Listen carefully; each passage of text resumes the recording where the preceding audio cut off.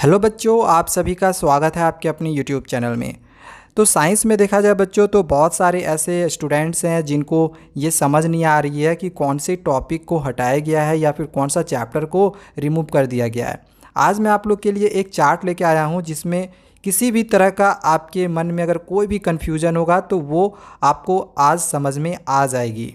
मैंने यहाँ पे एक साइड में जो भी चैप्टर्स हैं हमारे साइंस किताब में सारे चैप्टर्स को मेंशन किया हुआ है। साथ ही जो भी डिलीटेड टॉपिक्स है या फिर चैप्टर्स है तो वो मैंने यहाँ पे लिख दिया है। इसके बाद जो भी सिलेबस में हमें पढ़ने हैं वो मैंने लिख दिया है। तो इसको हम लोग अच्छे से डिटेल में समझते हैं कि हमें क्या पढ़ना है और क्या नहीं पढ़ना है, ठीक है। और जो भी कन्फ्यूजन होगा आज के बाद आपके मन में ये कन्फ्यूजन मैं गारंटी लेता हूँ कि ये वीडियो देखने के बाद दूर हो जाएगी। देखो, सबसे पहले केमिकल रिएक्शंस एंड इक्वेशंस, इसमें से कुछ भी रिड्यूस नहीं हुआ है, ये पूरा चैप्टर हमें पढ़नी है, ठीक है। सेकेंड है एसिड बेसिस एंड साल्ट्स, तो ये चैप्टर भी कुछ भी रिमूव इसमें से नहीं किया गया है और ये भी हमें पूरा चैप्टर पढ़ना है, ठीक है। थर्ड है मेटल्स एंड नॉन मेटल्स। अब देखो, इसी में बहुत सारे बच्चों को जो है कन्फ्यूज़न हो रही है। कन्फ्यूज़न क्यों हो रही है? क्योंकि जो टॉपिक हम लोग का मेंशन किया गया है डिलीटेड पोर्शन में वो है बेसिक मेटलर्जिकल प्रोसेस। अब इसमें जो टॉपिक है वो बच्चों को पता नहीं चल पा रही है कि आखिर बेसिक मेटलर्जिकल प्रोसेस में कौन सा टॉपिक है। तो बच्चों, टॉपिक हम लोग का है ऑक्यूरेंस ऑफ मेटल्स, जिसमें हम लोग मेटल्स का एक्सट्रैक्शंस के बारे में पढ़ेंगे। अगर हम लोग यहाँ पे एनसीईआरटी किताब का बात करें तो पेज नंबर 49 से 54 तक आपको नहीं पढ़नी है और इसी में कोरोजन एंड इट्स प्रिवेंशन भी शामिल है जो कि हमें नहीं पढ़ना है, ठीक है। तो एनसीईआरटी का पेज नंबर 49 से 54 तक आप लोग नहीं पढ़े, ये रिड्यूस है, ये नहीं पढ़ना है, ठीक है। तो ये हो गया मेटल्स और नॉन मेटल से। अब जो चीज़ें पढ़नी है वो भी मैंने यहाँ पे इंक्लूड कर दिया है मेटल्स और नॉन मेटल से, तो ये सारी चीज़ें आप पढ़ सकते हैं, ठीक है। चलो आगे की भी चीज़ों को मैं आपको जल्दी से यहाँ पे बता देता हूँ।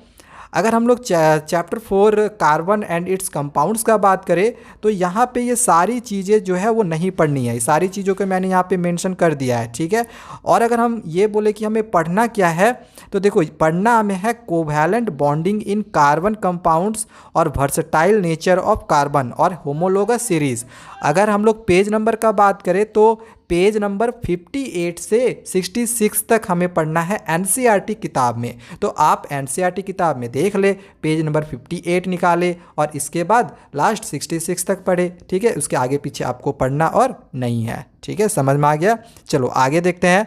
अब नेक्स्ट चैप्टर है पीरियोडिक क्लासिफिकेशन ऑफ एलिमेंट्स, तो इसमें कुछ भी रिड्यूस नहीं है, ये पूरा का पूरा चैप्टर हमें पढ़ना है।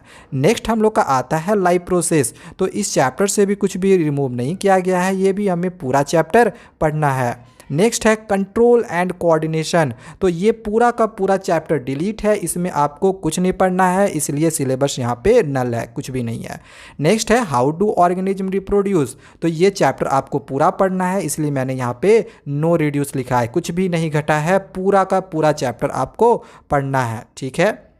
चलो नेक्स्ट चैप्टर आते हैं जो कि है हेरिडिटी एंड इवोल्यूशन, तो इसमें हमें जो टॉपिक रिमूव किया गया है दिया है वो है बेसिक कॉन्सेप्ट्स ऑफ इवोल्यूशन, जो कि हमारे एनसीईआरटी किताब में पेज नंबर 147 से 157 के बीच में है, ठीक है। तो ये टॉपिक आपको नहीं पढ़ना है, पेज नंबर मैंने यहाँ पे आपको बता दिया है, आप लोग देख ले। इसके बाद जो चीज़ें हमें पढ़नी है ये यहाँ पे मेंशन की हुई है और जो चीज़ें पढ़नी है इसका भी मैंने पेज नंबर यहाँ पे डाल दिया है 142 से 146 एनसीईआरटी किताब से, ठीक है। चलो आगे आते हैं लाइट रिफ्लेक्शन एंड रिफ्रैक्शन, तो इसमें से भी कुछ भी रिमूव नहीं किया गया है और ये पूरा का पूरा चैप्टर हमें पढ़ना है। नेक्स्ट चैप्टर है human I and colourful world, तो इसमें ये सारी टॉपिक को जो है रिमूव कर दी गई है, ये हमें नहीं पढ़ना है। आपको मैंने यहाँ पे टॉपिक पढ़ के नहीं बता रहा हूँ, समय बचा रहा हूँ मैं अपना भी और आपका भी, ताकि आप बोर ना हो, ठीक है। तो टॉपिक आप लोग यहाँ पे देख ले और इसको नोट डाउन कर ले, और मैंने यहाँ पे पेज नंबर भी दे दिया है 187 से 190 एनसीईआरटी किताब का आपको नहीं पढ़ना है, ठीक है। जो पढ़ना है मैंने यहाँ पे इसका टॉपिक दे दिया है और इसका पेज नंबर भी मैंने दे दिया है एनसीईआरटी किताब में 191 से 197 तक आपको पढ़ना है, ठीक है। तो ये हो गया चैप्टर 11। अगर हम चैप्टर 12 का बात करें इलेक्ट्रिसिटी से, तो इसमें कुछ भी रिमूव नहीं हुआ है, यानी कि पूरा चैप्टर आपको पढ़ना है।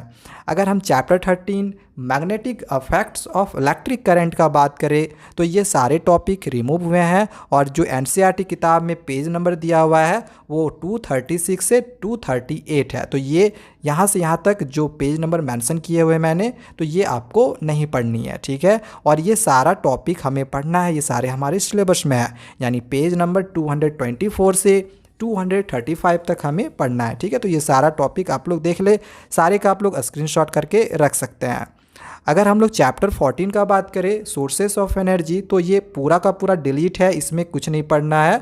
आगे आवर इन्वायरमेंट, इसमें से कुछ भी रिड्यूस नहीं किया गया है और ये हमें पूरा पढ़नी है।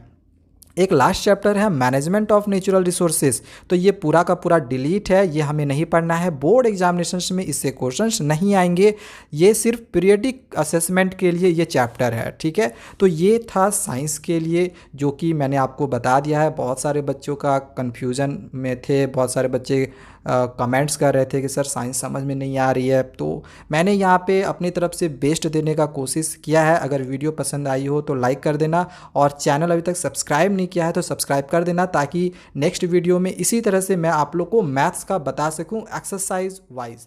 तो थैंक यू।